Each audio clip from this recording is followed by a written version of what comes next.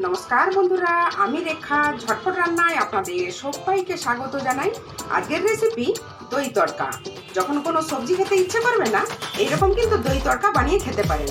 ভাত, রুটি, লুচি, পরোটার সাথে খুব ভালো লাগে। তো চলুন রেসিপিটা শুরু করি। এখানে দেখুন গ্যাসের ওভেনটা অন করে একটা কড়াই বসিয়ে দিয়েছি। কড়াইটা আমাদের হালকা গরম হয়েছে। এর মধ্যে দিয়ে দিলাম কিছুটা পরিমাণে রিফাইন তেল। দেখুন তেলটা আমাদের হালকা গরম হয়েছে। এর মধ্যে দিয়ে দিলাম হাফ চামচ গোটা জিরা, আর দিয়ে দেবো সামান্য পরিমাণে হিং, দুটো শুকনো লঙ্কা, আর দেবো কয়েকটা কারি পাতা। সবগুলো হালকা ভেজে দেব। দেখুন হালকা ভেজে নিয়েছি। এইবারের মধ্যে দিয়ে দেবো একটা মিডিয়াম সাইজের পেঁয়াজ কুচি। পেঁয়াজটা লাল করে ভেজে নেব। দেখুন পেঁয়াজটা আমাদের ভাজা হয়ে গেল। গ্যাসের ফ্লেমটা এই সময় লোতে রাখলাম। এইবার বাকি মশলাগুলো অ্যাড করব। দিয়ে দিলাম 1 চামচ আদা রসুন বাটা,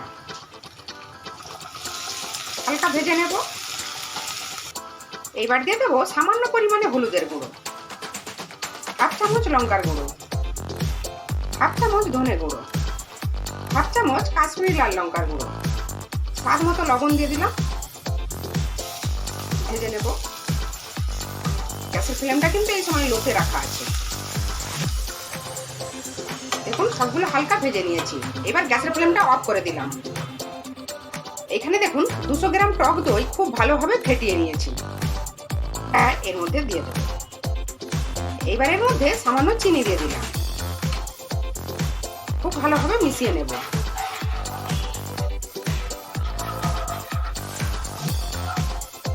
এইবার গ্যাসের ফ্লেমটা অন করে দিলাম। এর মধ্যে দিয়ে দিলাম কিছুটা পরিমাণে কসুরি মেথি। গ্যাসের ফ্লেমটা লোতে রেখে কিংবা বন্ধ করে রেখে দইটা দিতে হবে, না হলে দইটা কেটে যেতে পারে। সামান্য গরম মশলার গুঁড়ো দিয়ে দিলাম। মিশিয়ে নেব। আর ঢেকে দিলাম। লো ফ্লেমে 2 মিনিট হতে দেব। দেখুন 2 মিনিট আমাদের হয়ে গেছে। এই সময় ওপর থেকে কিছুটা ধনে পাতা কুচি দিয়ে দিলাম। গ্যাসের ফ্লেমটা অফ করে দিলাম। মিশিয়ে নেব।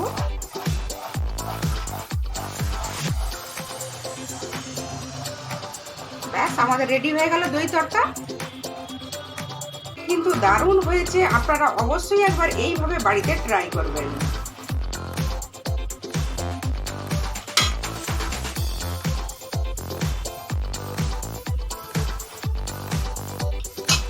আজকের এই রেসিপি আপনাদের কেমন লাগলো? নিশ্চয়ই ভালো লেগেছে। ভালো লাগলে প্লিজ একটা লাইক দেবেন, চ্যানেলটা সাবস্ক্রাইব করে আমার পাশে থাকবেন।